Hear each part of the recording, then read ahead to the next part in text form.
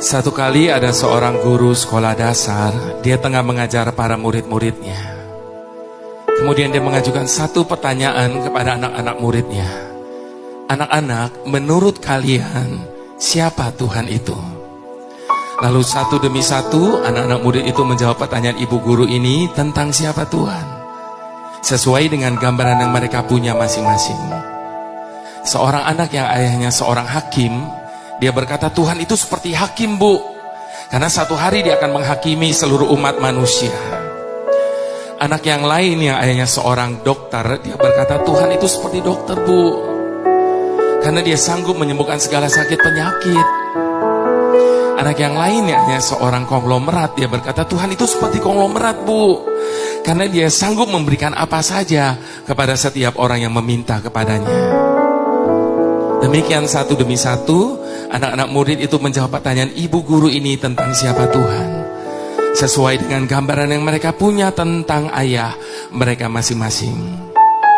Lalu tiba giliran kepada anak yang terakhir, Bapak Ibu Saudara. Namun sayangnya anak ini tidak hidup seberuntung teman-teman yang lain, karena dia hidup dalam keadaan yang sangat amat sederhana. Dia bahkan tidak berani menjawab pertanyaan ibu gurunya. Dia cuma bisa tundukkan kepalanya. Lalu ibu gurunya tanya lagi, Nak, tolong dijawab, menurut kamu siapa Tuhan itu? Perlahan dia angkat wajahnya. Dengan suara bergetar dia berkata, Tuhan itu seperti pemulung, Bu. Serempak satu kelas menjadi riuh oleh karena jawaban dari anak ini. Lalu ibu guru itu tanya lagi, kenapa kamu samakan Tuhan dengan pemulung, Nak? Sambil menitikkan air mata, anak itu berkata, pemulung memungut sesuatu yang tidak berguna, membersihkannya, dan menjadikannya sesuatu yang berguna. Satu kelas yang tadinya riuh mendadak menjadi hening. Lalu sambil menangis, anak itu berkata, demikian dengan hidup saya, Bu. Ketika ayah saya menemukan saya di pinggir jalan, dia membawa saya pulang ke rumahnya.